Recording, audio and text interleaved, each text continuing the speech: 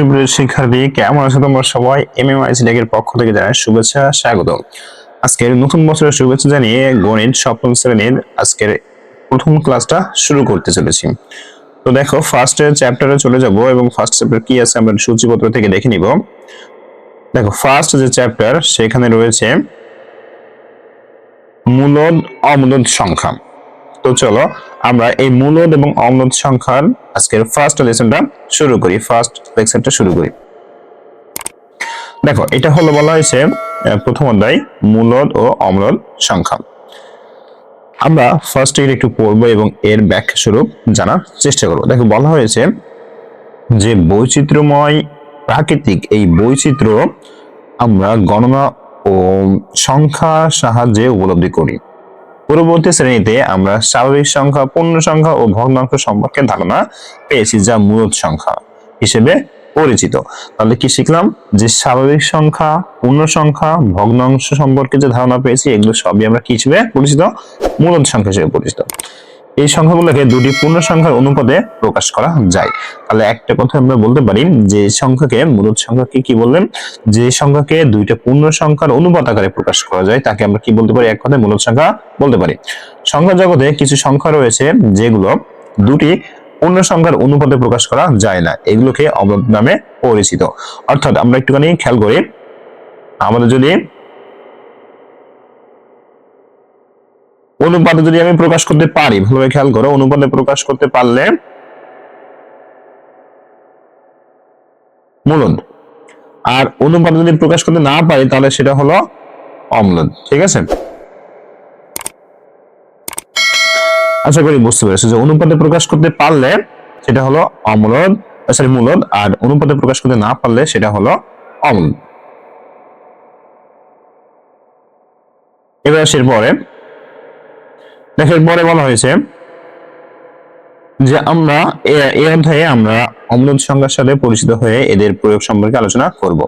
তো ফার্স্ট আমরা চলে আসি, দেখো, বর্গ এবং বর্গমূল, দুইটা জিনিস কি হলো? বর্গ এবং বর্গমূল। এখন আমরা স্বাভাবিকভাবে একটু চেষ্টা করি, বর্গ বলতে কি বুঝি? বর্গ বলতে সাধারণত চারকোণা যে আকৃতি, এটাকে আমরা বুঝি, যার প্রত্যেকটা বাহু সমান হয়, প্রত্যেকটা কোণ সমকোণ হয়, তাই না?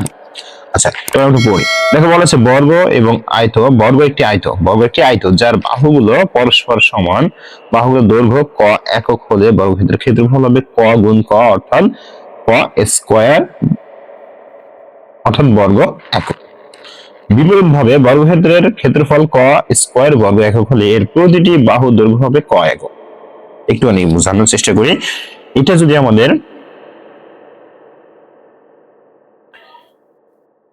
যদি আমাদের বর্গ হয়, তাহলে এর এক বাহু যদি আমাদের ক হয়, কি হবে? ক। তাহলে এর প্রত্যেকটা বাহুর ক্ষেত্রে কিন্তু প্রতিটি বাহু কিন্তু তখন ক হবে, প্রত্যেকটা বাহু কি হবে? আমার ক হবে, প্রতিটা বাহু কিন্তু আমার ক হবে। ঠিক আছে, এবার যদি আমি ক্ষেত্রফল নির্ণয় করতে যাই, তাহলে সেটার ক্ষেত্রে আমার ক্ষেত্রফল সূত্র হলো ক গুণ ক, তার মানে আমার ক তার স্কয়ার। আশা করি এটা বুঝতে পেরেছ। এবার চলে আসার নিচে বলা হয়েছে চিত্রে 9টি মার্বেলের বর্গাকার সাজানো হয়েছে। সমান দূরত্বে প্রতিটি সারিতে তিনটি সারিতে মার্বেল সাজানো আছে এবং মোট মার্বেলের সংখ্যা 3 গুণ 3, অর্থাৎ 3 এর স্কয়ার, অর্থাৎ 9টি। একটু খেয়াল করো, আমরা এখানে দেখি, দেখো, প্রথম সারিতে আমার 3টা মার্বেল, পরের সারিতে 3টা, তারপরের সারিতেও 3টা, প্রত্যেক সারিতে আমার 3টা করে মার্বেল। এখন আমি যদি বলি যে এখানে কয়টা মার্বেল রয়েছে, তা আমি দেখো প্রথম যে মার্বেলটা রয়েছে, কয়টা রয়েছে? 1টা 2টা 3টা। এই 3টাকে যদি আমরা, যেহেতু এটা বর্গ, তাহলে এই 3টাকে যদি আমরা স্কয়ার করি, তাহলে আমরা মূলত পেয়ে যাব কয়টি? 9টি। তাহলে এই 9টি হলো এই মার্বেলের সংখ্যা। এবার আসে এখানে প্রত্যেক সারিতে মার্বেলের সংখ্যা ও সারির সংখ্যা সমান। একটুখানি খেয়াল করি, আমরা যদি এদিক থেকে ভাবি তাহলে এদিক থেকে 3টা, আমরা যদি এদিক থেকে ভাবি এদিক থেকেও 3টা। তার মানে বলতে পারি আমাদের সারি এবং কলাম উভয় জায়গায় আমাদের মার্বেলের সংখ্যা একই রকম, অর্থাৎ কয়টি? 3টি। এবার দেখো, তাই চিত্রটি বড় আকৃতির হয়েছে, ফলে 3 এর বর্গ 9 আর 3 এর বর্গ, 9 এর বর্গমূল 3। এবার আমরা একটু সহজে আসি যে বর্গটা কি, বর্গমূলটা কি, সিম্পল ভাবে একটু ভাবার চেষ্টা করি। দেখো, মনে করো আমি এখানে একটা সংখ্যা লিখলাম, সেটা হলো 5। আমি যদি এটাকে বর্গের কথা চিন্তা করি, কিসের কথা চিন্তা করি? বর্গে। তার মানে হবে 5টাকে আমি 2 বার গুণ করব, এইভাবে প্রকাশ করতে পারি, অথবা এই 5 এর আমি স্কয়ার করব, এইভাবে আমি জিনিসটা প্রকাশ করতে পারি। তাহলে এটা যদি করি তাহলে আমার এক্স্যাক্টলি ফলাফল কত হচ্ছে 25। তাহলে এটা হলো 5 এর বর্গ, এই 25টা এক্স্যাক্টলি 5 এর বর্গ। এবার যদি আমরা বর্গমূলের কথা চিন্তা করি, মনে করো আমি এখানে 36 লিখেছি, কত লিখেছি 36। তাহলে আমি একটু ক্লিয়ার করে লিখি একটু, দেখো মনে করো এখানে আমি 36 লিখেছি, তাহলে 36 এর কি করতে হবে আমাকে বর্গমূল করতে। বর্গমূল মানে সবসময় রুট ওভার, বর্গমূল মানে কি রুট ওভার। তাহলে এই যে রুট ওভার দিলাম, তার মানে এটা যদি বর্গমূল করি তাহলে 6 হবে। এখন বলবো স্যার এই রুট ওভারটা কি আর এটা আমরা সহজে কিভাবে করব? তাহলে সহজে আরো একটু শিখিয়ে দিই তোমাদের। যখনই কোনো সংখ্যার বর্গমূল করতে বলা হবে তাহলে এমন দুইটা সংখ্যা গুণ করতে হবে যে দুইটা সংখ্যা গুণ করলে এই সংখ্যাটা হয়। তো খেয়াল করো, আমরা যদি 1 আর 1 গুণ করি আমার কত হবে 1 হবে। আমরা যদি 2 আর 2 গুণ করি কত হবে 4 হবে। আমরা যদি 3 আর 3 গুণ করি কত হবে 9 হবে। আমরা যদি 4 গুণ 4 করি কত হবে 16 হবে। আমরা যদি 5 গুণ 5 করি কত হবে 25 হবে। আমরা যদি 6 গুণ 6 করি তাহলে কত হবে 36 হবে। তাহলে দেখো আমি বুঝাতে পারছি জিনিসটা যে এই সেই 36। তো এই 36 এটার হলো কি করছি আমরা বর্গমূল করছি। তো এই 6 যদি আমি দুইবার গুণ করি তাহলে আমার কত হচ্ছে 36 হচ্ছে। তার মানে এখান থেকে একটা 6 হলো আমার বর্গমূল। আর আরো সহজ হলো সেটা হলো রুট ওভার ব্যবহার করলে আমার একটা জিনিসটা পেয়ে যাচ্ছি। তো আশা করি বর্গমূলে তোমাদের কোনো সমস্যা নেই। এবার আমরা চলে আসলাম পূর্ণবর্গ সংখ্যা। তাহলে পূর্ণবর্গ সংখ্যা কি সেটা আমরা একটু দেখে ফেলি।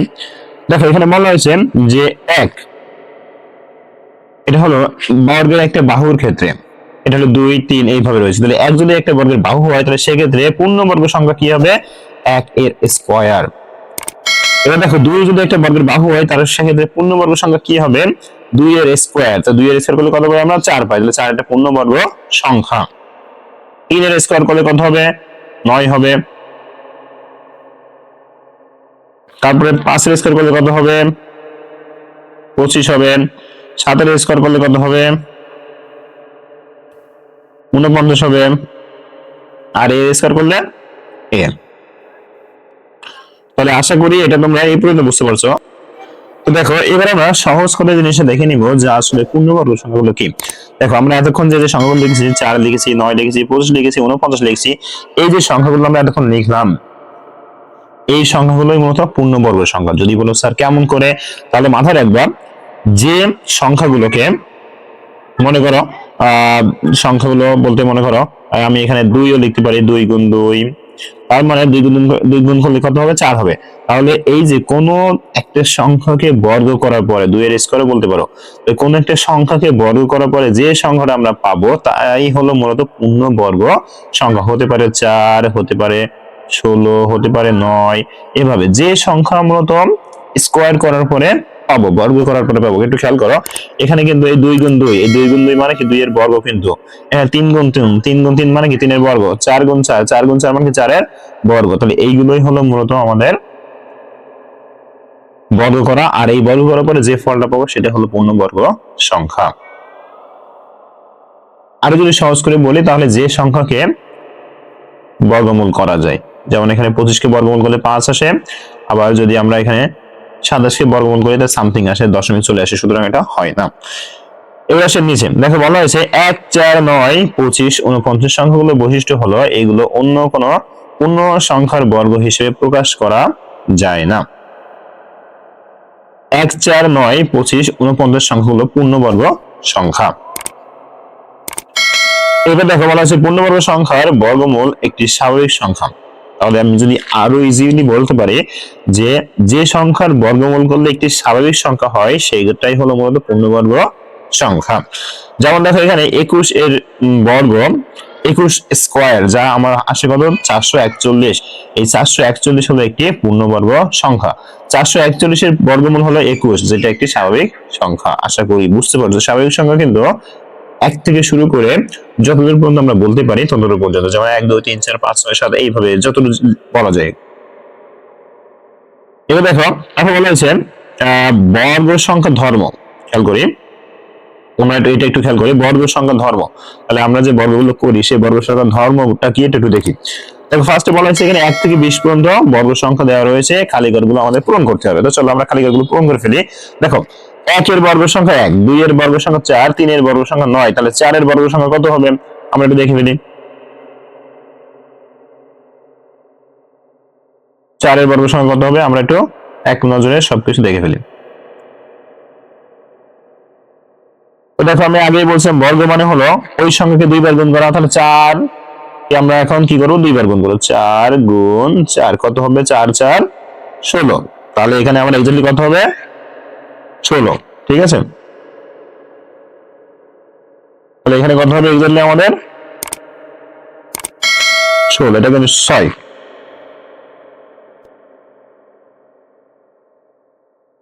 ঠিক আছে, এবার আসি 5 এর বর্গ 25, 6 এর বর্গ 36, 7 এর বর্গ কত হবে? 7 এর বর্গ মানে কি 7 গুণ 7, 7 7 49। তাহলে এখানে কত হবে 49, এটা কিন্তু 9।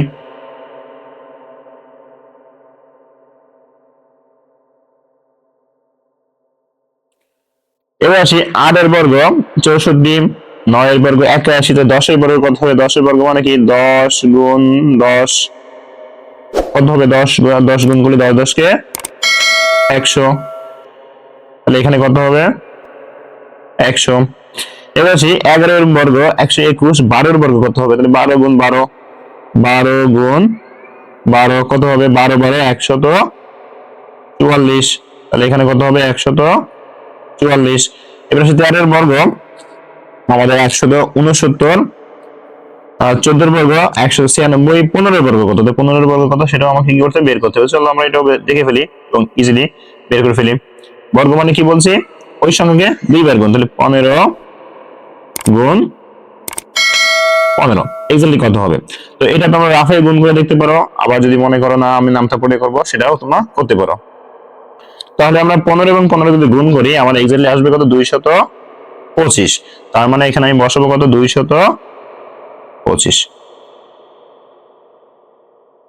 দেখো আরো একটা রয়েছে এই পাশে আমাদের 16 বর্গ হলো 256, তারপরে 17 বর্গ 289, 18 বর্গ 324, 19 বর্গ 361 এবং সর্বশেষ কোনটা 20 এর বর্গ কত। চলো আমরা এটাও দেখে ফেলি 20 এর আসলে বর্গ কত হবে। তাহলে এটাও ঠিক একই রকম, বর্গ মানে হলো ওই সংখ্যাকে 2 বার গুণ করা। বর্গ মানে কি বলছে, ওই সংখ্যাকে 2 বার গুণ করা। তাহলে 2 বার গুণ করি, তাহলে এই যে 20 গুণ 20, তাহলে এই সংখ্যাকে 2 বার গুণ করতে হবে। তাহলে 2 বার গুণ করলে কত হবে, আমাদের 400 হবে। তাহলে এই 400 হলো মূলত আমাদের 20 সংখ্যাটার বর্গ। সুপ্রিয় শিক্ষার্থী, আশা করি তোমরা আজকের ক্লাসটা খুব সুন্দরভাবে বুঝতে পেরেছো। আজকের ক্লাসটা এই পর্যন্ত, আর আগামী ক্লাসে আমি দেখা দিব এই যে কাজগুলো রয়েছে এই কাজগুলো সম্পর্কে। ঠিক আছে, আজকের ক্লাসটা এই পর্যন্ত। সবাই ভালো থাকো, সুস্থ থাকো এবং আমাদের চ্যানেলের সঙ্গেই থাকো। আমাদের ফেসবুক পেজটাও তোমরা ফলো দিয়ে সাথেই থাকো। ধন্যবাদ সবাইকে আমাদের সঙ্গে এতক্ষণ সময় দেওয়ার জন্য।